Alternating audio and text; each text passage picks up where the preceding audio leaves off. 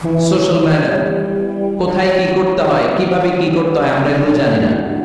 মানুষের সামনে কিভাবে কথা বলতে হয়, হাই আসলে এটাকে ঢেকে রাখতে হয়, কারণ মুখের সামনে হাঁচি দেওয়া যায় না, মানুষের সামনে নাক কোচানো যায় না, এরকম অনেক সোশ্যাল ম্যানার আছে আমরা জানি না, আমরা খেয়ালও করি না। আল্লাহ হাবিব সাল্লাল্লাহু আলাইহি ওয়াসাল্লাম ঘরে ঘরে এই উম্মাহকে সোশ্যাল ম্যানার শিখিয়েছেন, এমনকি ছোট্টদেরকে। আল্লাহ হাবিব সাল্লাল্লাহু আলাইহি ওয়াসাল্লামের কোলে এক ছোট্ট শিশু বসা। আল্লাহ হাবিব সাল্লাল্লাহু আলাইহি ওয়াসাল্লাম দাওয়াত খেতে গেলেন, এক ছোট্ট সাহাবী শিশু এসে আল্লাহ সাল্লাল্লাহু আলাইহি ওয়াসাল্লামের কোলে বসলো। খাবার দেয়া হলো, ছোট্ট মানুষ বা হাত দিয়ে খাবার এটা ধরে ওইটা ধরে ওইটা ধরে, আছে না এরকম? বাচ্চারা দেখুন খেতে পারবে এতটুকু, নষ্ট করে এতটুকু, এইটা ধরে ওইটা নেই ওইটা পাবে। তো আল্লাহ রাসূল সাল্লাল্লাহু আলাইহি ওয়াসাল্লাম কোলে বসে ওই সাহাবা বা হাত দিয়ে এটা টানে ওইটা টানে এটা ফেলায়। আল্লাহ রাসূল সাল্লাল্লাহু আলাইহি ওয়াসাল্লাম বললেন, ইয়া গুলাম, এই পিচ্চি, এই বাচ্চা, সাম্মিল্লাহ, তুমি যে হাত দিয়ে খাবার টানতেছো বিসমিল্লাহ বলছো, আগে বিসমিল্লাহ বলো। কুল বিয়ামিনিক, ডান হাতে খাও। বিসমিল্লাহ বলো, কুল বিয়ামিনিক, ডান হাতে খাও। ওয়া কুল মিম্মা ইয়ালিক, তোমার সামনে যেটা আছে ওইটা খাও। এরকম টানা নিচড়ে করো। ওই সাহাবী বলেন, এই যে তিনটা কথা, তিনটা গাইডলাইন আল্লাহ হাবিব সাল্লাল্লাহু আলাইহি ওয়াসাল্লাম খাওয়ার আগে আমাকে দিয়েছিলেন, আমি মরার আগ পর্যন্ত এই গাইডলাইনের বাইরে কোনোদিন খাই নাই। সবসময় এবার তো বাচ্চাদেরকে শিখাবে যে বিসমিল্লাহ বলো, ডান হাতে খাও, সামনে যেটা আছে ওইটা খাও। একবার আল্লাহ রাসূল সাল্লাল্লাহু আলাইহি ওয়াসাল্লামের প্রিয় দৌহিত্র মানে নাতি হাসান রাদিয়াল্লাহু তাআলা আনহু, আল্লাহ রাসূল সাল্লাল্লাহু আলাইহি ওয়াসাল্লাম খুব ভালোবাসতেন হাসান রাদিয়াল্লাহু তাআলা আনহুকে এবং হুসাইন রাদিয়াল্লাহু তাআলা আনহু, এই দুইজনকে। ওনারা দুই ভাই আল্লাহ রাসূল সাল্লাল্লাহু আলাইহি ওয়াসাল্লামের পিঠে উঠে আল্লাহ রাসূল সাল্লাল্লাহু আলাইহি ওয়াসাল্লামের ঘোড়া বানিয়ে খেলতো। সুবহানাল্লাহ করবেন না? ঘোড়া হতো আল্লাহ রাসূল, ঘোড়া হতো কে? আর ওর সওয়ার হতেন হাসান আর হুসাইন। আল্লাহ রাসূল সাল্লাল্লাহু আলাইহি ওয়াসাল্লাম বাবরি চুল রাখতেন, লম্বা চুল, ঘোড়া ঘাড়ে যেমনি রশি থাকে, হাসান হুসাইন রাসূল সাল্লাল্লাহু আলাইহি ওয়াসাল্লামের চুল ধরে ধরে টেনে টেনে ঘোড়া করতেন। সুবহানাল্লাহ বললেন না? তো হাসান রাদিয়াল্লাহু তাআলা আনহু একবার যাকাতের খেজুরের স্তূপ ছিল, উনি যে ছোট্ট মানুষ, খাবার দেখলে তো ছোট্ট বাচ্চারা খেতে আরম্ভ করে, এটা কি নিজের খাবার হালাল না হারাম এগুলো তো খেয়াল করে না। তো হাসান রাদিয়াল্লাহু তাআলা আনহু যাকাতের খেজুর নিয়ে খেতে আরম্ভ করলেন। আল্লাহ রাসূল সাল্লাল্লাহু আলাইহি ওয়াসাল্লাম এসে ওনার গলায় চেপে ধরলেন, চেপে জোর করে মুখ থেকে টেনে খেজুর বের করলেন আর বললেন, ইন্না লা নাকুলু সাদাকা, হাসান তুমি জানো না আমরা হাশিমি খানদানের লোক, আমরা আলে মুহাম্মদ, আমার বংশের কেউ কোনোদিন তার গলা দিয়ে যাকাতের কোনো সম্পদ বোঝাতে পারবে। খবরদার হাসান, খবরদার নাতি, ফেলে দাও। হাদিসে এসেছে ইফ ইফ, মানে আমরা যেটা ওয়াক ওয়াক বলি, গলার ভিতরে গেলে ওয়াক ওয়াক বলে তুলে ফেলি, রাসূল সাল্লাল্লাহু আলাইহি ওয়াসাল্লাম কিফ কিফ বলে গলায় চেপে মুখ থেকে টেনে সেই খেজুরটা বের করেছে। বলেছেন, হাসান আমরা যাকাতের সাদাকার খেজুর খাই না, খবরদার হাসান কখনো যাকাতের খেজুর খাবে না। সুবহানাল্লাহ। তো এইভাবে আল্লাহ রাসূল সাল্লাল্লাহু আলাইহি ওয়াসাল্লাম আমাদেরকে শিখিয়েছেন, অন্যায় দেখলে, ভুল দেখলে এটা বলতে হবে, কারণ সাকিতু আনিল হাক্কি শাইতানুল আখরাস, অন্যায় দেখে যে চুপ থাকে ওটা মুমিন নয়, ওটা বোবা শয়তান। চিল্লায় বলেন ঠিক কি না? অন্যায় দেখলে রুখে দাঁড়ান, গর্জে ওঠো। আপনার আপন বোনের বয়সের একটা মেয়েকে কিছু বখাটে ছেলেরা টিজ করতেছে, আপনি দেখে চলে যান কেন? দাঁড়ান, আপনি জিজ্ঞেস করুন কি হয়েছে, মেয়েটাকে তোমরা ডিস্টার্ব করো কেন? আপনি দাঁড়ালে আর কয়েকজন এসে দাঁড়াবে, ঠিক কিনা? কিন্তু একজনকে তো দাঁড়াইতে হবে, দাঁড়ানোর দরকার আছে না নাই? মনে রাখবেন, আধারে ভয় পেও না, আলো আছে আড়ালে, অন্ধকার পালিয়ে যাবে, তুমি উঠে দাঁড়াবে। দাঁড়াতে হবে, অন্যায় রুখে দেন, অসঙ্গতি রুখে দেন, প্রতিবাদ করেন। সামাজিক যত ধরনের অন্যায় আছে, যৌতুক, সুদ, ঘুষ, দুর্নীতি, রুখে দেন। আমরা এগুলোর বিরুদ্ধে। আমরা দুর্নীতির পক্ষে না বিপক্ষে? সুদের পক্ষে না বিপক্ষে? যৌতুকের পক্ষে না বিপক্ষে? এগুলোর বিরুদ্ধে সামাজিক আন্দোলন গড়ে তুলুন। কথা বলেন, raise your voice, raise your voice heart, কণ্ঠকে উঁচু করুন, প্রতিবাদ করুন, রুখে দাঁড়ান।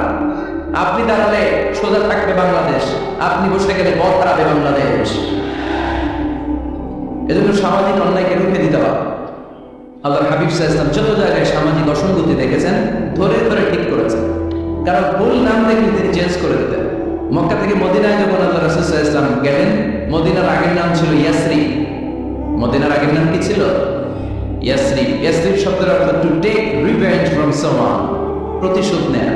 আল্লাহর হাবিব সাল্লাল্লাহু আলাইহি ওয়াসাল্লাম বলেন, আমি রাহমাতুল লিল আলামিন, আমি দয়ার নবী, মায়ার নবী, আর আমি যে শহরে আসবো এই শহরের নাম প্রতিশোধের শহর। নেভার, কখনো হতে পারে না। আজকে থেকে এই শহরের নাম তওবা কিংবা তাইবা, মানে পবিত্র নগরী, মদিনাতুন নবী, নবীর শহর। আল্লাহ রাসূল সাল্লাল্লাহু আলাইহি ওয়াসাল্লাম ইয়াসরিব থেকে ওই শহরের নাম ওই দিনই মদিনা শহর বানায় দিলেন। এক সাহাবীকে জিজ্ঞেস করলেন, মাসরুফ নাম কি? বলে, আমার নাম হচ্ছে হাসান। হাসান মানে দুশ্চিন্তা, অ্যাংজাইটি, মানে যে সবসময় টেনশন করে। আল্লাহ রাসূল সাল্লাল্লাহু আলাইহি ওয়াসাল্লাম বললেন, একটা নাম বলো মিয়া, টেনশন কি কারো নাম হয়? রাসূল সাল্লাল্লাহু আলাইহি ওয়াসাল্লাম বললেন, শোনো, তোমাকে একটা পরামর্শ দেই, এই টেনশন নাম বাদ দাও, তুমি হাসান নাম কেটে সাহাল নাম রাখো, সাহাল। এখন হাসান বলে, আমি ছোট্টবেলা থেকে সবাই আমার চেনে হাসান নামে, এখন আমার নাম যে সাহাল, এটা আবার ঘোষণা দিতে হবে, দরকার নেই, আমার হাসান আছে এটাই ভালো, টেনশন সমস্যা নেই। ও এবার বাড়িতে চলে যাওয়ার পরে আল্লাহ সব টেনশন ওর মাথার উপরে চাপাইছে। ওর এই বিপদ, ওর ব্যবসায় মন্দা, ওর পেটে ব্যথা, ওর জ্বর, ওর অসুস্থতা, ওর ঘরে শান্তি নেই, একটার পর একটা টেনশন আরো বেড়ে গেছে। সবাই বলে, হাসান ওই যে রাসূল সাল্লাল্লাহু আলাইহি ওয়াসাল্লাম সুন্দর নাম দিয়েছিল ওইটা নেও না, এই জন্য টেনশন বাড়ছে, যাও রাসূল সাল্লাল্লাহু আলাইহি ওয়াসাল্লামের কাছে ক্ষমা চেয়ে নাম ফেরত করে নিয়ে আসো। হাসান এবার যে বলে, ইয়া রাসূলুল্লাহ, আমার হাসান নামের দরকার নেই, আপনি যেটা সাহাল দিয়েছিলেন ওইটাই ভালো। সাহাল শব্দের তো সহজ, সাহাল মানে কি? ওই সাহাল রাদিয়াল্লাহু তাআলা আনহু বলে, আমি রাসূল সাল্লাল্লাহু আলাইহি ওয়াসাল্লামের কাছে ক্ষমা চেয়ে ওনার দেয়া নাম নিয়ে আসলাম সাহাল, তারপর থেকে সবাই আমাকে ডাকে সাহাল। সাহাল মানে সহজ। আর ওই দিন থেকে বলার আগ পর্যন্ত আমার জীবনে আর কোনো টেনশন আসে নাই, সব কাজে আল্লাহ সাহাল অর্থাৎ সহজ করে দিয়েছেন, পড়েন সুবহানাল্লাহ। এজন্য উঠে দাঁড়াতে হবে, রুখে দিতে হবে সমন্বয়। রাজি আছেন তো? যে সূরা থেকে কথা শুনবো এটাকে বলে সামাজিক রীতিনীতির সূরা। আমাদেরকে আল্লাহ তাআলা সোশ্যাল এন্ড মোরাল কিছু গাইডলাইন দিয়েছেন, 10টা গাইডলাইন আল্লাহ তাআলা আমাদের জন্য এখানে ডেডিকেট করেছেন। এবং আমরা দেখবো যে এই সমস্যাগুলোর কারণেই আমাদের সমাজে আজকে অশান্তি। কি করে একটা সমাজের শান্তি, শৃঙ্খলা, ভারসাম্য অক্ষুণ্ণ রাখা যায়, এ ব্যাপারে চমৎকার কিছু গাইডলাইন আল্লাহ এই সূরায় দিয়েছেন। আল্লাহ রাসূল সাল্লাল্লাহু আলাইহি ওয়াসাল্লামের 9 জন স্ত্রী এট এ টাইমে বেঁচে ছিল। মোট স্ত্রী 11 জন, দাসী 2 জন, সব মিলে 13 জন। আর এট এ টাইমে বেঁচে ছিল 9 জন। আল্লাহ হাবিব সাল্লাল্লাহু আলাইহি ওয়াসাল্লামের আলাদা কোনো ঘর ছিল না। 9 বিবিরে 9টা ঘর করে দিয়েছিলেন। এগুলোই বলে হুজরা, সুবহানাল্লাহ পড়ে। তোরি যখন ওখানে থাকতেন, মাঝে মাঝে দূর থেকে কিছু বেদুইন লোকেরা আসতো, যাদের মধ্যে সভ্যতা ভব্যতা আসে নাই। এরা এসে আল্লাহ রাসূল সাল্লাল্লাহু আলাইহি ওয়াসাল্লামকে ডাকা শুরু করতো। আমরা আপনাদেরকে যেমনি ডাকি, আপনার নাম যদি হয় আব্দুল্লাহ, আমি আপনার বন্ধু হলে আপনারা ডাকবো, ওই আব্দুল্লাহ এদিকে, এভাবে ডাকবো না? বন্ধু তো, তুই আমার বন্ধু, আব্দুল্লাহ এদিকে। আব্দুর রহিম আমার বন্ধু, আমি ডাকবো, এই আব্দুর রহমান। কিন্তু আল্লাহ রাসূল সাল্লাল্লাহু আলাইহি ওয়াসাল্লামের নাম হচ্ছে মুহাম্মদ, ওনাকে ডাকা যাবে, এই মুহাম্মদ, এই ডাকা যাবে? উনি কি আমাদের মতো মানুষ? উনি মানুষ, তবে অসাধারণ মানুষ, ঠিক কিনা? তো কিছু বেদুইন এসে দুপুরবেলা রাসূল সাল্লাল্লাহু আলাইহি ওয়াসাল্লাম বিশ্রাম নিচ্ছিলেন, তারা এসে বলতে আরম্ভ করলো, ইয়া মুহাম্মদ, ইয়া মুহাম্মদ, এই মুহাম্মদ, এই বেরো। আল্লাহ বরদাস্ত করলেন না। আল্লাহ বললেন, খবর দাও, নিজেরা নিজেদেরকে যেমনি ডাকো, নবীর ওইভাবে ডেকো না, তোমাদের সব আমল বরবাদ হয়ে যাবে। অপেক্ষা করো, অপেক্ষা করো, অ্যাপয়েন্টমেন্ট নাও, পারমিশন নাও, সালাম দাও। কার কথা? চিন্তায় বলতে হবে কার? রব্বুল আলামিন বলেন, ইয়া আইয়ুহাল্লাযীনা আমানু লা তাদখুলু বুয়ুতান গায়রা বুয়ুতিকুম হাত্তা তাস্তাআনিসু ওয়া তুসাল্লিমু আলা আহলিহা যালিকুম খায়রুন লাকুম লাআল্লাকুম তাযাক্কারুন। পড়েন আল্লাহু আকবার।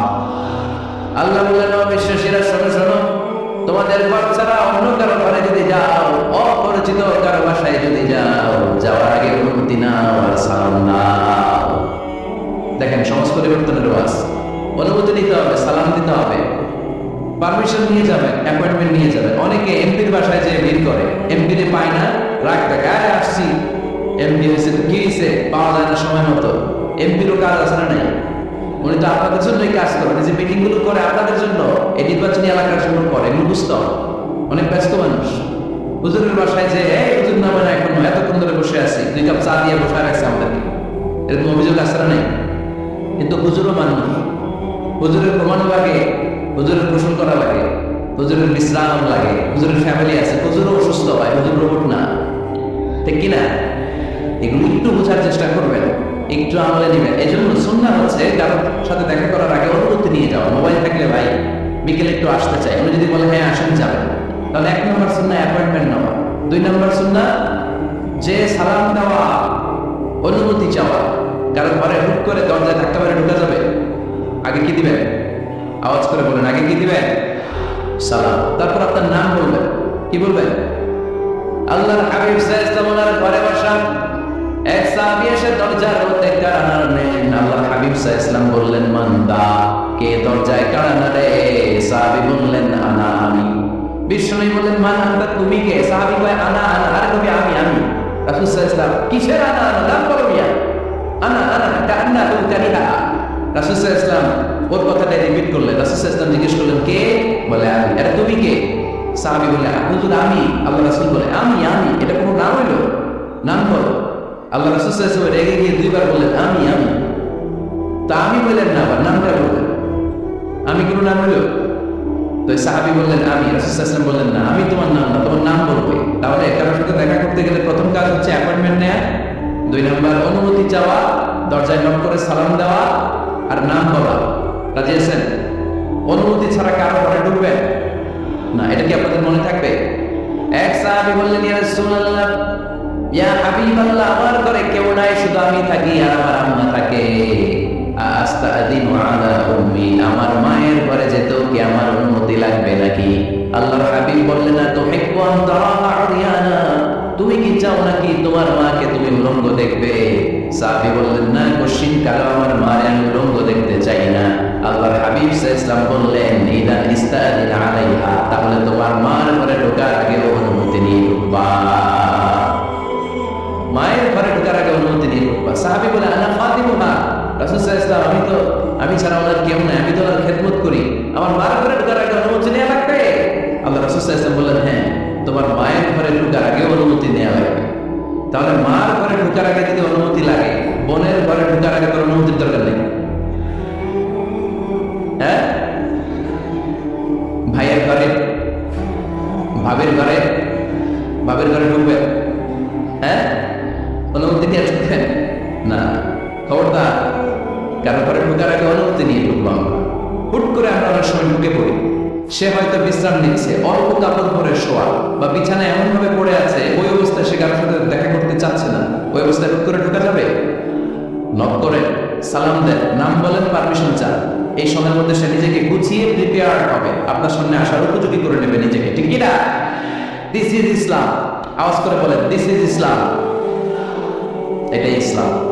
শুধু লম্বা দাড়ি রাখা ইসলাম না, শুধু নামাজ পড়তে পড়তে কপালে দাগ ফেলানো ইসলাম না, কারো ঘরে ঢোকার আগে অনুমতি নিয়ে যাওয়ার নাম ইসলাম। কথা বুঝতে পেরেছেন? তাহলে কারো ঘরে ঢোকার আগে পারমিশন দিব, সালাম দিব। হুট করে আজ থেকে কারো ঘরে ঢুকবো না, ইনশাআল্লাহ করবেন না? রব্বুল আলামিন এই সূরাটা শুরু করলেন ঈমানদারদেরকে ডেকে। এই সূরার মধ্যে রব্বুল আলামিন 5 বার ঈমানদারদেরকে ডাক দিয়েছেন, আর একবার গোটা বিশ্বের সব মানুষদেরকে ডাক দিয়েছেন। পড়েন সুবহানাল্লাহ। আল্লাহ বললেন, ইয়া আইয়ুহাল্লাযীনা আমানু লা তুকদ্দিমু বাইনা ইয়াদাইল্লাহি ওয়া রাসূলিহি ওয়াত্তাকুল্লাহ ইন্নাল্লাহা সামিউন আলীম।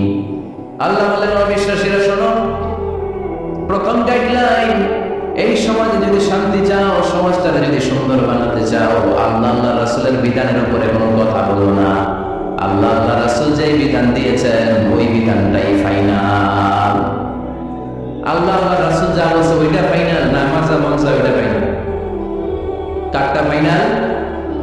আল্লাহ রাসূলেরটা ফাইনাল। কোন বিশ্বাসী নারী, কোন বিশ্বাসী পুরুষ আল্লাহর বিধান চলে আসার পরে মন গড়া কোনো কাজ করতে পারে নাকি?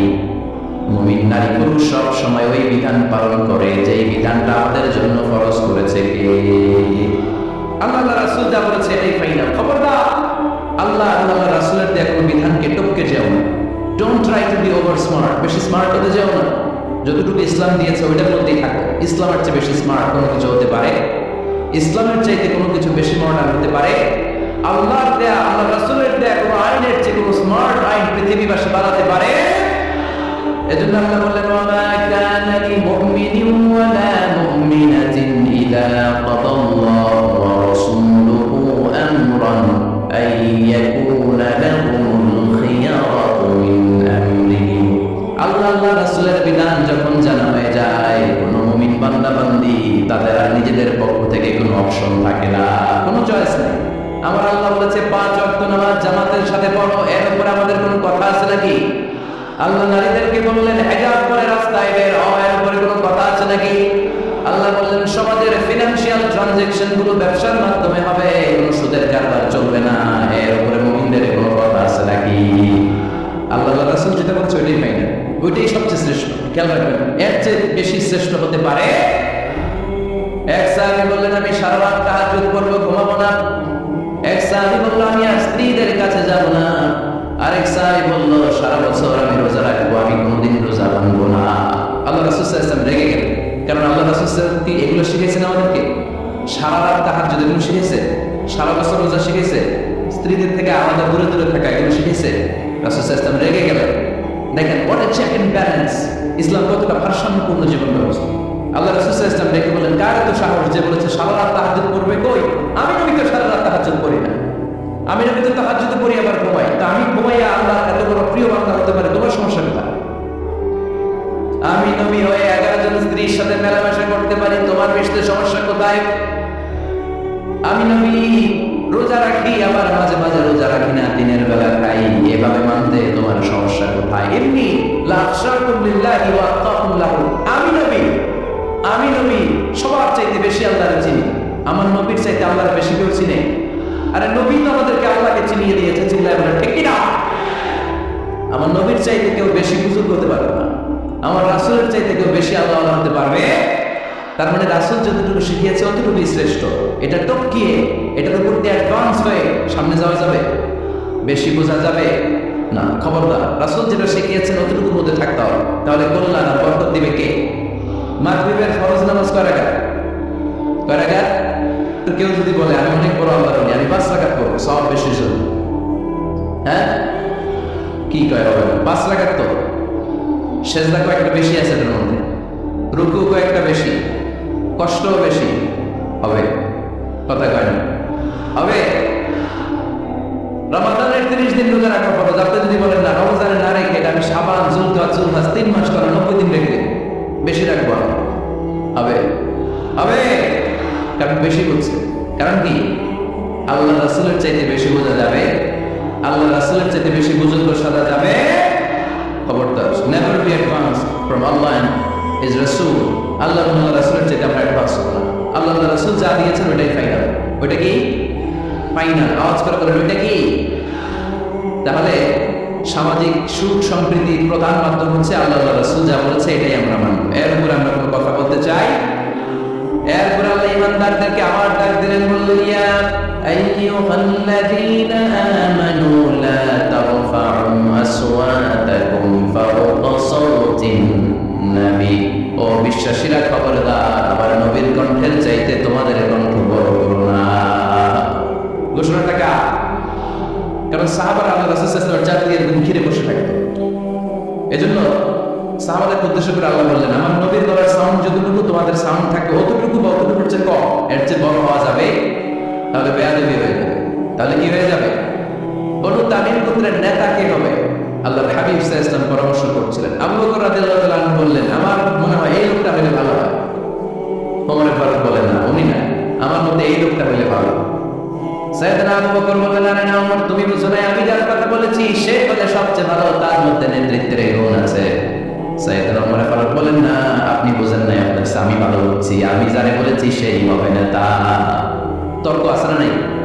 এই তর্ক, কথার নাম কথা, কথা পিঠে কথা করতে করতে করতে করতে দেখুন ঝগড়া একটা ভাব, বিশ্বনবী বসা, এই ঝগড়া করতে করতে সাউন্ড বড় হয়ে গেছে, উনি হবে, উনি বলে না আপনি হবে।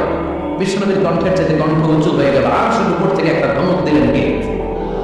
আল্লাহ বলেন খবরদার লা তারফা'উ আসওয়াতাকুম ফাওকা সাওতিন নবী, নবীর কণ্ঠের চাইতে কণ্ঠ উঁচু করো না।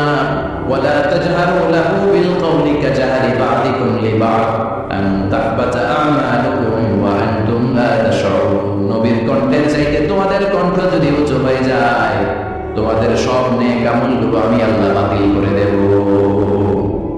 ধমকটা ছোট না বড়? ছোট না বড়? মনোযোগ আছে আপনাদের? যদি নবীর কণ্ঠের চাইতে তোমাদের কণ্ঠ বড় হয়, জীবনে যত ইবাদত করছো সব বাতিল, নামাজগুলো বাতিল, কাজে আসবে, হজ করছো বাতিল, রোজা রেখেছো বাতিল, সব বাতিল, বেয়াদবি করেছো নবীর সাথে, চিল্লায় বলে ঠিক কিনা?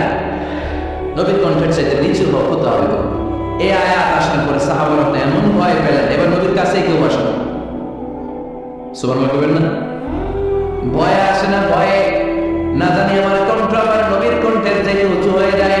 ওমর ফারুক রাদিয়াল্লাহু তাআলা ডানে ঘুরে বায়ে ঘুরে কাছে আসে না, আবু বকর রাদিয়াল্লাহু তাআলা ডানে ঘুরে বায়ে ঘুরে কাছে আসে না। আল্লাহর হাবিব ওমর ফারুককে ডাক দিলেন, এই ওমর সামনে আসো, এদিকে আসো। ওমর ফারুক আসলেন, কিন্তু ওমর ফারুক এত আস্তে আস্তে কথা বলেন, বিশ্বনবী ওমর ফারুকের কথা কানে শুনে না। সুবহানাল্লাহ নাই? এত আস্তে আস্তে ওমর ফারুক কথা বলেন, বিশ্বনবী শুনতে পান না। ওমর কি বললেন একটু জোরে বলো না। ওমর ফারুক একটু জোরে বললেন, তাও শুনেন না। বিশ্বনবী বললেন, আরেকটু সাউন্ড বড় করে বলো, আমি তো শুনি না, জোরে বলো। ভয়, কারণ কণ্ঠ যদি উঁচু হয়ে যায় আমার নবীর কণ্ঠের চাইতে জীবনের সব ইবাদত শেষ। এজন্য কথা কওয়ার দরকার নেই, ইবাদতগুলো ঠিক থাকে, আওয়াজ করে পড়তে হবে আল্লাহু আকবার। তাহলে 2 নম্বর গাইডলাইন, লা তারফাউ আসওয়াতাকুম ফাওকা সাওতিন নবী। নবীর কণ্ঠের চাইতে কণ্ঠ উঁচু করো না। আপনারা হজ ওমরা করেছেন কে কে দেখি? মাশাআল্লাহ, হাত নামান। যারা আমরা করি নাই, আমরা আল্লাহর কাছে কামনা করি, আল্লাহ আমাদেরকে তুমি যাওয়ার তৌফিক দাও। আমরাও যেন আমার নবীর কবরের সামনে দাঁড়িয়ে নবীর সালাম করতে পারি, তৌফিক দাও। আমরাও যেন রাওদাতুম মিন রিয়াদিল জান্নাহ ঢুকে 2 রাকাত নামাজ পড়তে পারি, তৌফিক দাও। তোমার ঘরটা যেন তাওয়াফ করতে পারি, তৌফিক দাও। মক্কা মদিনার ঐতিহাসিক জায়গাগুলো যেন দেখে হৃদয়টাকে ঠান্ডা করতে পারি, আল্লাহ তৌফিক দাও। তো যারা গিয়েছেন তারা জানেন, মসজিদের নববীতে নামাজের পরে আপনারা যখন পূর্ব দিকে, প্রথম কাতারের পূর্ব দিকে সবাই লাইন ধরে, লাইন ধরে যেতে যেতে প্রথমে বাম দিকে করে রাওদাতুম মিন রিয়াদিল জান্নাহ, জান্নাতের বাগান সমূহ থেকে একটা বাগান। পুরো মসজিদে নববীর কার্পেটের একটা আলাদা, ওই রাওদাতুম মিন রিয়াদিল জান্নাহ কার্পেটের আরেকটা আলাদা। আল্লাহ রাসূল সাল্লাল্লাহু আলাইহি ওয়াসাল্লামের ঘর আর মিম্বার এতটুকু জায়গাকে অন্য কালারের কার্পেট দেওয়া হয়েছে। এটা দুনিয়ার মধ্যে জান্নাতের টুকরার মধ্যে থেকে একটা টুকরা, সুবহানাল্লাহ। আর যেটা খুব ভিড় করে এখানে নামাজ পড়ার পর, এটা বাম দিকে পাবে। তারপরে যেতে যেতে কিছু দূর যাওয়ার পরে বাম দিকে পাবে বিশ্বনবী সাল্লাল্লাহু আলাইহি ওয়াসাল্লামের কবর, আল কবর আশ-শরীফ। আমার নবী এখানে শুয়ে আছে।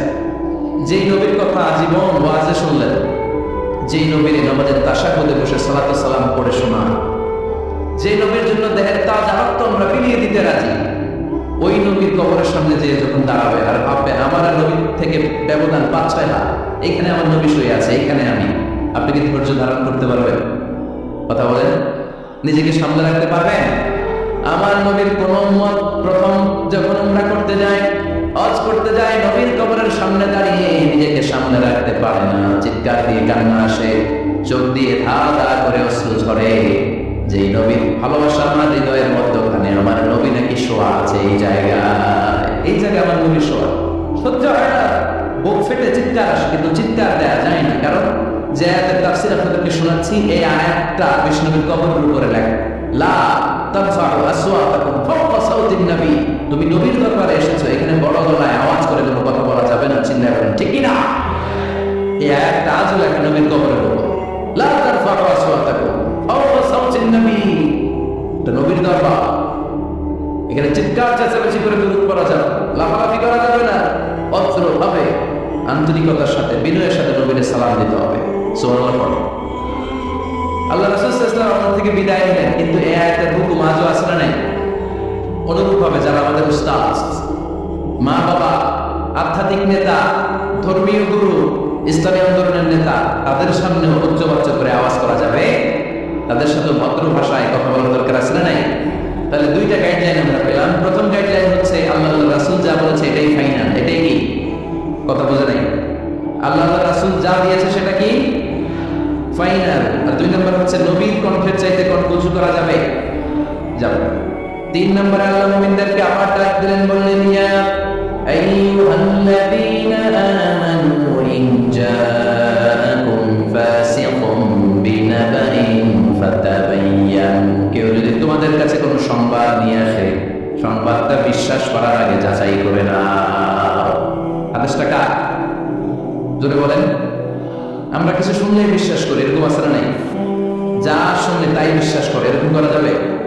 তো কি করবেন তিনি? হ্যাঁ, কি করতে হবে? ঠিক না বেঠি? হ্যাঁ, ঘটনাটা ঠিক না বেঠি, এটা আমাদেরকে যাচাই করতে হবে। You have to justify the news. You have to verify the report. Whatever you found in social media or Facebook, don't share. Think twice before you share, man. Share করার আগে দুইবার ভাববেন যে শেয়ার করবো কি করবো না। একটা কিছু পাইলে শেয়ার মেরে দেয়, শেয়ার দিচ্ছে শেয়ার, তার বন্ধু দেয় শেয়ার, পুরো ফেসবুকের মধ্যে বাড়াবাড়ি আছে না নেই? আসলে এরকম কিছু ঘটেই নেই, আছে না নেই? খবরদার, আমরা খুব খুব বেশি পছন্দ করি রুমর, গুজব ছড়ানোর জন্য বাংলাদেশের পৃথিবীতে 1 নাম্বার। আমাদের চেয়ে কেউ বেশি গুজব ছড়াতে পারে? আমরা কি গুজব মানব? গুজব এটাতে আজকে আমরা নো বলে দেব, নো। কি বলবেন? এত আস্তে গুজবকে আমরা কি বলবো? নো। গুজবে গান দেবেন না। প্রায় দেখবেন সোশ্যাল মিডিয়াতে অমুক নেতার গোপন ভিডিও ফাঁস। তো অমুক নেতার গোপন ভিডিও ফাঁস হয়েছে, আপনার কি সমস্যা?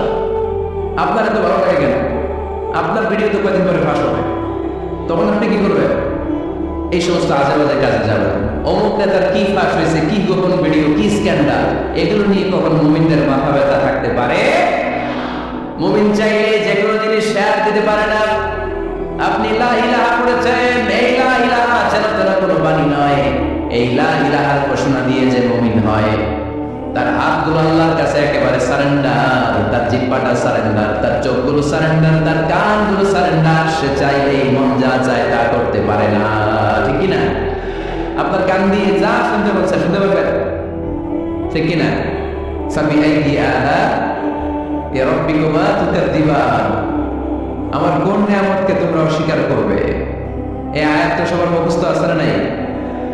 মজার ব্যাপার হলো এই আয়াতটা আল্লাহ তাআলা এই সূরার ভিতরে 1 বার 2 বার 5 বার 10 বার নয় 31 বার উল্লেখ করেছেন। কয়বার? 10 বার বললেও তো হয়তো, 20 বার বললেও তো হতো, 31 বার বললেন কেন? তার মানে এটা জরুরি, এটার সিগনিফিক্যান্স, তাৎপর্য অনেক বেশি। যে জিনিস যত গুরুত্বপূর্ণ এটা বারবার বলতে হয়, ঠিক কিনা? এই জন্য আল্লাহ তাআলা বারবার বলেছেন, বারবার আমাদেরকে সচেতন করেছেন। ফাবিআইয়ি আলাইহি রাব্বিকুমা তুকাযযিবান। আল্লাহ বলেছেন, এই মানব জাতি আর জিন জাতি, আমার কোন নিয়ামতকে তুই অস্বীকার করবি? বল, কোন নিয়ামতকে অস্বীকার করবেন? বলেন। আল্লাহর কোন নিয়ামতকে অস্বীকার করার কোন সুযোগ আছে? ওয়া ইন তা'উদ্দু নি'মাতাল্লাহি লা তুহসুহা ইন্নাল ইনসানা লাযালুমুন কাফার।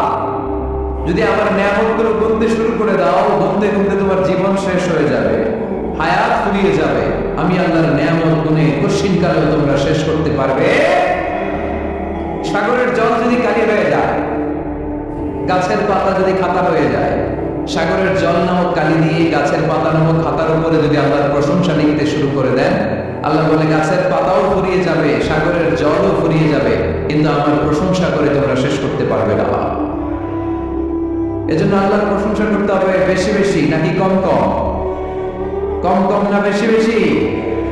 ফাবিআইয়ি আলাইহি রাব্বিকুমা তুকাযযিবান। আমার কোন নিয়ামতকে তোরা অস্বীকার করবি? বল। O mankind and jinnkind, which of my mercy and blessings you wanna deny? আমার কোন নিয়ামতকে অস্বীকার করবি? অস্বীকার করার সুযোগ আছে? নাই। আল্লাহর হাবিব সাল্লাল্লাহু আলাইহি ওয়াসাল্লাম এই সূরাটাকে বড় পছন্দ করতেন। সাহাবাদেরকে একবার তিনি এই সূরাটা তেলাওয়াত করে শোনালেন। সাহাবারা চুপচাপ, ঠিক যেমন এখন আপনারা চুপচাপ। আল্লাহর হাবিব বললেন, ও সাহাবারা, তোমরা তো এই সূরা শুনে চুপ করে বসে আছো, কিন্তু তায়েফের ময়দানে জিনদের কাছে এই সূরাটা আমি তেলাওয়াত করেছিলাম, তারা কিন্তু চুপচাপ বসে থাকে নাই। যতবার আমি ফাবিআইয়ি আলাইহি রাব্বিকুমা তুকাযযিবান করেছি, এই আয়াতের বিপরীতে তারা উত্তর দিয়েছে, কারণ এই আয়াতটা একটা প্রশ্ন। It's a question from your lord to mankind and jinnkind. এটা আল্লাহর পক্ষ থেকে মানব জাতি এবং জিন জাতির কাছে রেখে দেওয়া একটা প্রশ্ন। ফাবিআইয়ি আলাইহি রাব্বিকুমা তুকাযযিবান। আমার কোন নিয়ামতকে অস্বীকার করবি তুই? আল্লাহর কোন নিয়ামত অস্বীকার করার ক্ষমতা আমাদের আছে? নাই, অসম্ভব। এজন্য এটা একটা প্রশ্ন। আল্লাহর হাবিব বললেন, আমার প্রাণের সাহাবারা, তোমাদের সামনে যখন সূরা রহমান তেলাওয়াত করলাম তোমরা চুপচাপ, কিন্তু তায়েফের ময়দানে যখন জিনদের কাছে তেলাওয়াত করেছি তখন তারা চুপচাপ থাকে নাই। যতবার আমি ফাবিআইয়ি আলাইহি রাব্বিকুমা তুকাযযিবান তেলাওয়াত করেছি, প্রত্যেকটা আয়াত শেষে এই প্রশ্নের উত্তর তারা দিয়েছে। সুবহানাল্লাহ। যতবার এই আয়াতটা পড়েছি প্রত্যেকবার এই আয়াত শেষে তারা প্রশ্নের উত্তর দিয়েছে। তারা প্রত্যেকবার বলেছে লা বিশাইইন মিন নিআমিকা রাব্বানা নুকাযযিবু ফালাকাল হামদু। আল্লাহ, তোমার কোন নিয়ামত অস্বীকার করার কোনো সুযোগ নেই, সব প্রশংসার মালিক তুমি। আবার যখন এই আয়াতটা আমি পড়েছি, আবার উত্তর দিয়েছে, আবার আমি পড়েছি, আবার উত্তর দিয়েছে। একবার নয়, দুইবার নয়, পাঁচবার নয়, 10 বার নয়, 31 বার এই আয়াতটা তেলাওয়াতের পর পর জিনারা এই আয়াতের উত্তর আমার সামনে দিয়েছে। সুবহানাল্লাহ। লা বিশাইইন মিন নিআমিকা রাব্বানা নুকাযযিবু ফালাকাল হামদু। We cannot deny any of your mercy and blessings. All praises to you. All praises to you. সব ক্ষমতার মালিক একজন, চিল্লায় বলতে হবে তিনি কে? তিনি হচ্ছেন আল্লাহ। সূরা আর-রহমান, সূরার নাম কি? আরো জোরে বলে। কোরআনের 55 নম্বর সূরা এটা। কত নম্বর?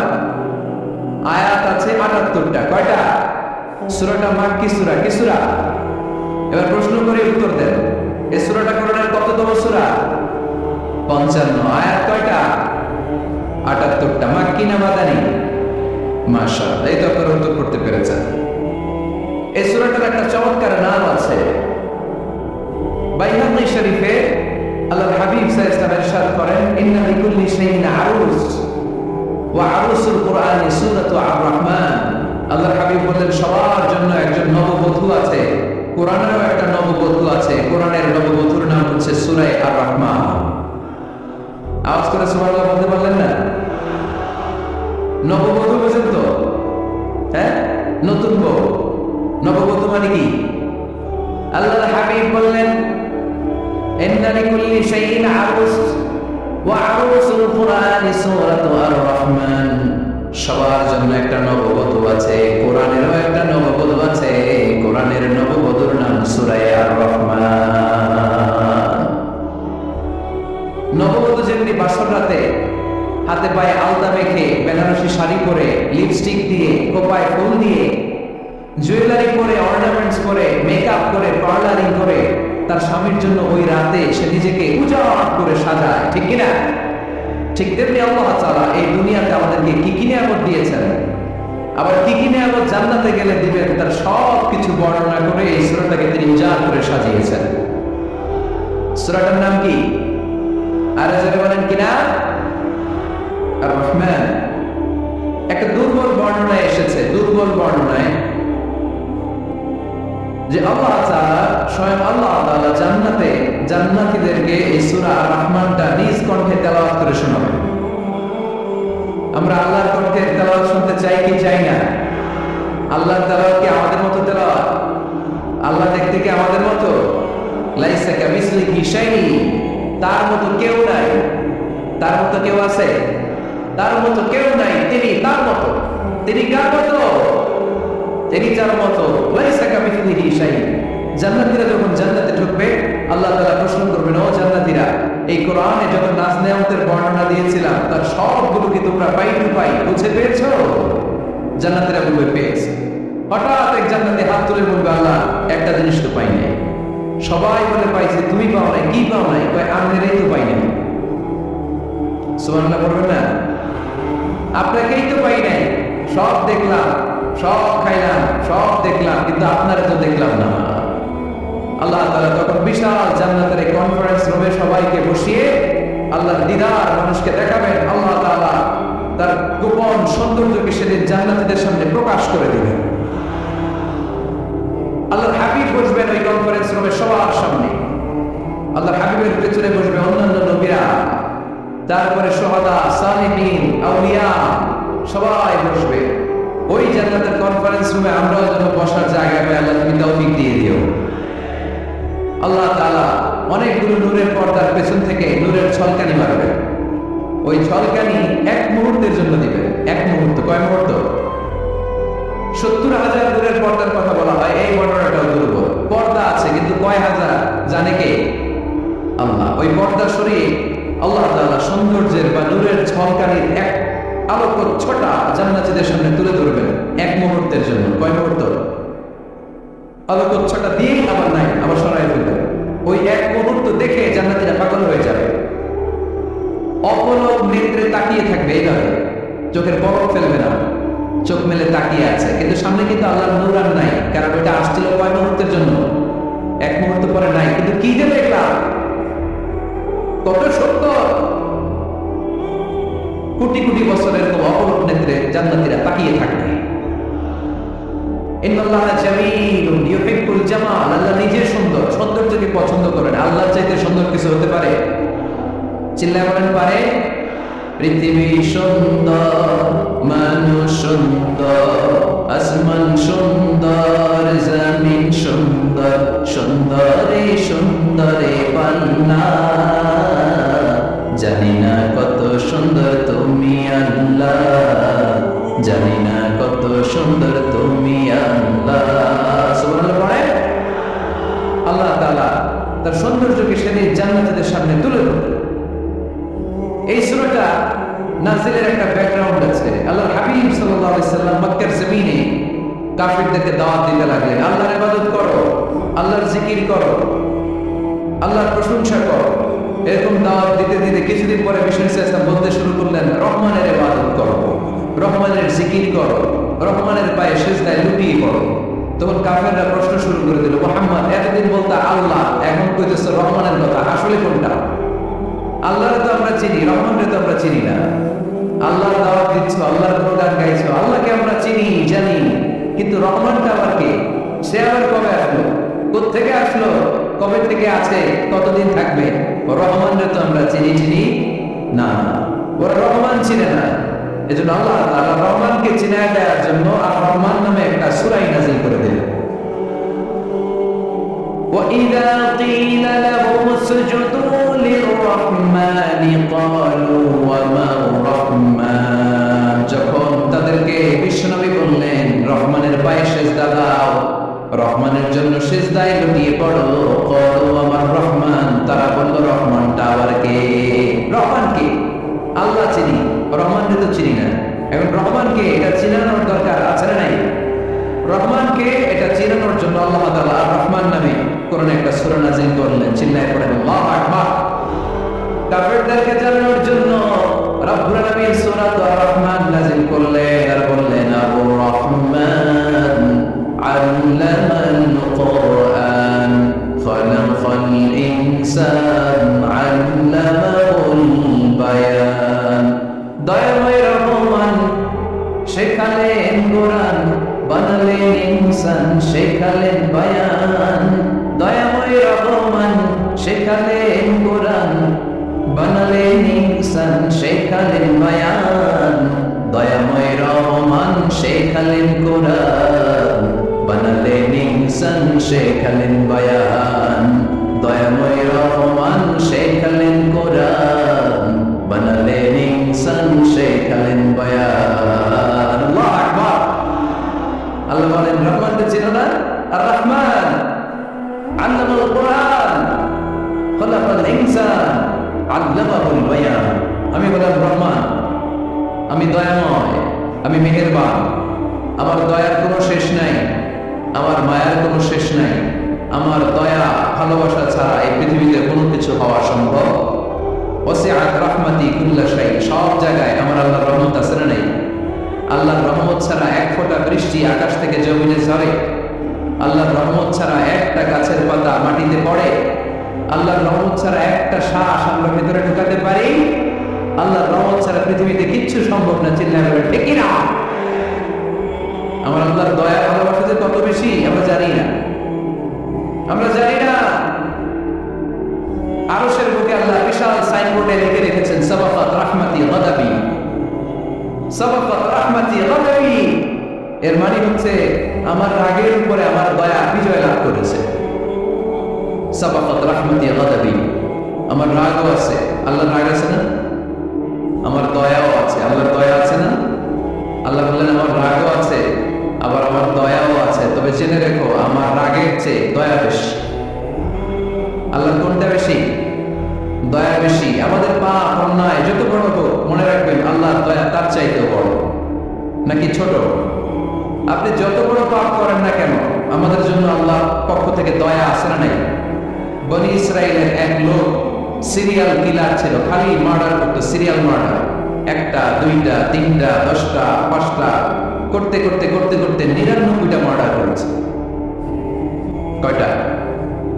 এই এলাকায় আছে নাকি এরকম কেউ? 99টা মার্ডার কল্পনা করা যায়? 99 জন মানুষকে সে নিজ হাতে হত্যা করেছে। 99 মার্ডার করার পরে তার মনে ভয় আসলো, হায়রে না জানি আল্লাহ আমার সাথে কেমন আচরণ করে আখিরাতে, আমার তওবা আছে কিনা কপালে জানি না, আমার তো ক্ষমা নাই, কি করবো আমি? তো সে লোকজনকে জিজ্ঞেস করলো আমার ক্ষমা আছে কিনা, এটা কে বলতে পারবে, আমাকে আল্লাহ মাফ করবে কিনা? তারা সবাই বললো এই এলাকায় এক আল্লাহর ওলি আছে, তার কাছে যাও। সে আল্লাহর ওলির কাছে যেয়ে বলে, ও আল্লাহর ওলি, আমি 99টা হত্যা করেছি, 99টা মার্ডার, আমার কপালে ক্ষমা আছে কিনা তুমি একটু বলো। আল্লাহর ওলি করে কি বললা? 99টা মার্ডার, হায় হায় সর্বনাশ, তোর কোনো ক্ষমা নাই। এবার যে মার্ডার করছে আবার যেহেতু ক্ষমা নাই, তোরে বাঁচায় রেখে লাভ কি, তোরে দিলাম শেষ করে, এবার সেঞ্চুরি করে ফেলেছে। কথা বুঝতেছে? আমার যেহেতু ক্ষমা নাই, তোরে বাঁচায় রেখে কি লাভ, তোরেও শেষ করে দিলাম, এবার সেঞ্চুরি। সেঞ্চুরি করার পরে ভয় আসে না নেই অন্তরে? অন্তরে তো আল্লাহর ভয়, কই যাবে? খুঁজতে লাগলো কে সমাধান দিতে পারবে। একজন বললো ওই এলাকায় একজন বড় আলেম আছে, ওই আলেমের কাছে যাও।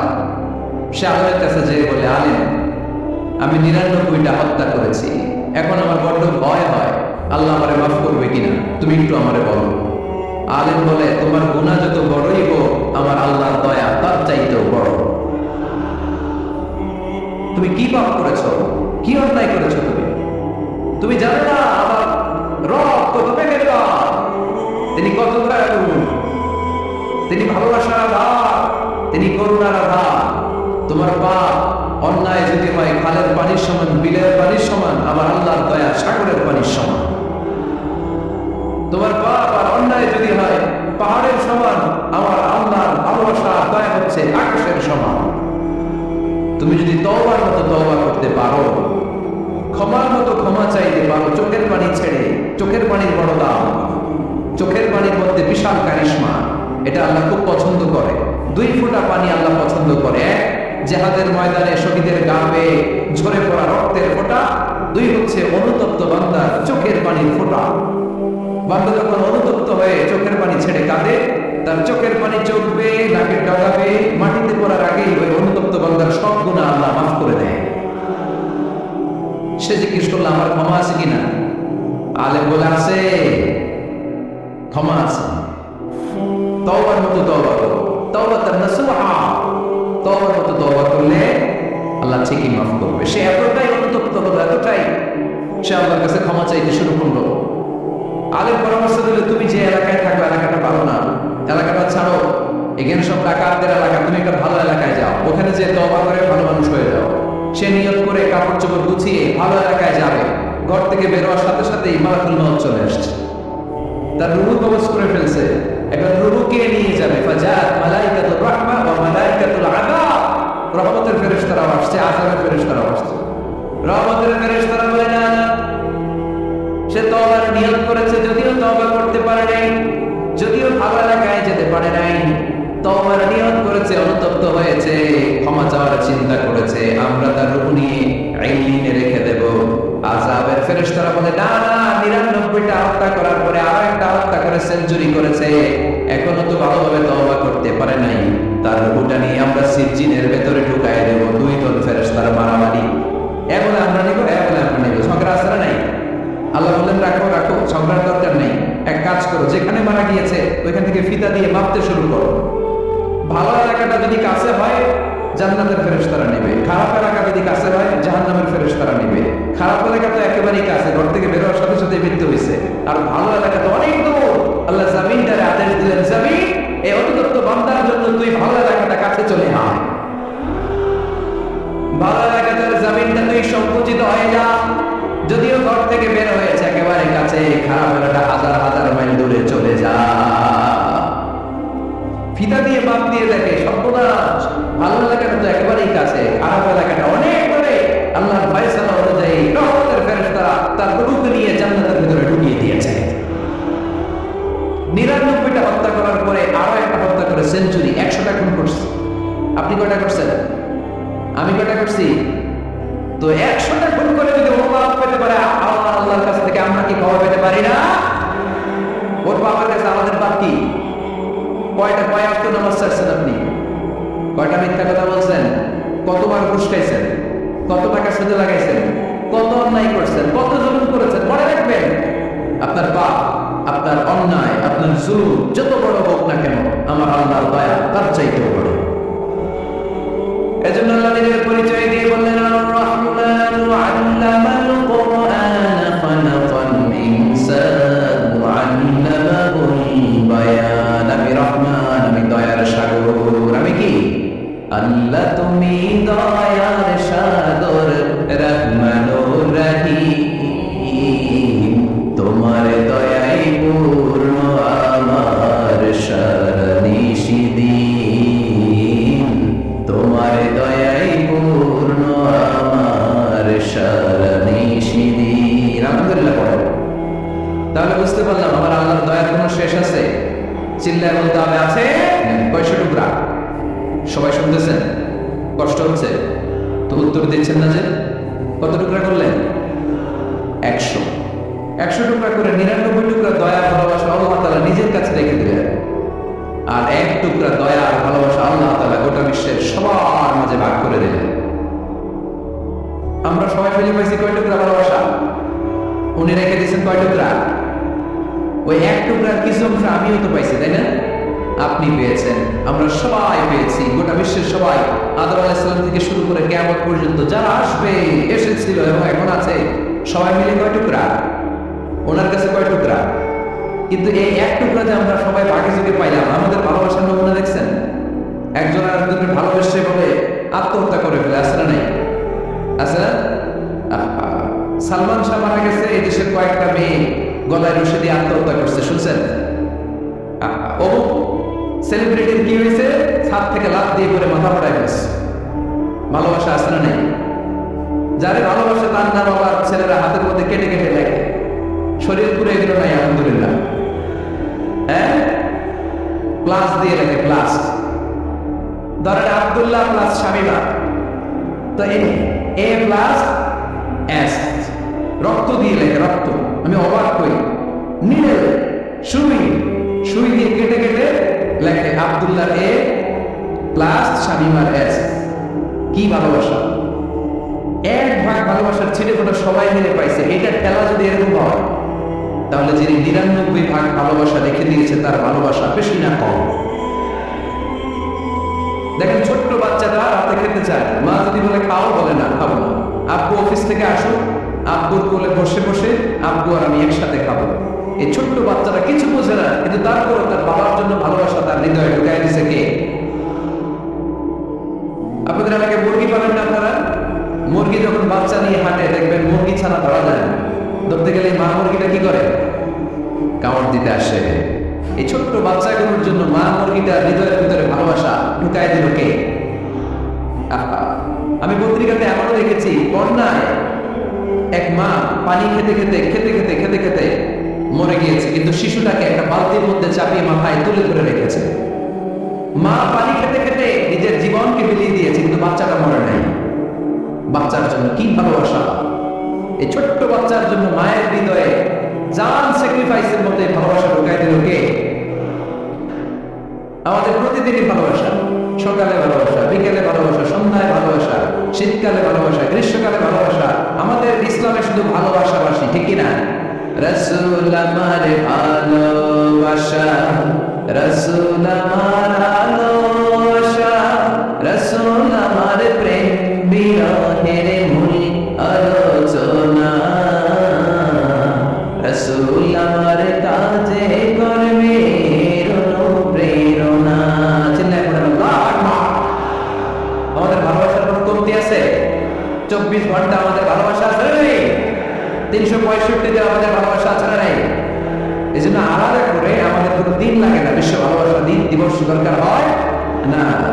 যারা মাকে দেখতে পারে না, বাবারা দেখতে পারে না, এরা একদিনের জন্য মা বাবাকে উইশ করতে যায়, এর নাম দিচ্ছে বিশ্ব মা দিবস, বিশ্ব বাবা দিবস। কিছুদিন আগে দেখলাম বিশ্ব ডিম দিবস। কি দিবস? আমি কি মিথ্যা বললাম? ছিল একটা বিশ্ব ডিম দিবস। কিছুদিন পরে বানাবে বিশ্ব বাঁশ দিবস। যে যারে বাস দিতে পারে। এরপর একটা বানাইছে শুনলাম বিশ্ব চিন্তা দিবস। তো এটা কি দিবস? এই দিন আমরা সবাই মিলে চিন্তা করি যে আসলে আমাদের কি চিন্তা করা দরকার, আসলে নাই। তো এই যে ওরা বিশ্ব মা দিবস, international mother day, international father day, মা দিবস বাবা দিবস বছরে একবার ওর ঘুমে রেখে আসে বৃদ্ধাশ্রমে। যেহেতু সারা বছর বৃদ্ধাশ্রমে, বছরে একদিনও যদি মার স্মরণ না করি কেমন হয়?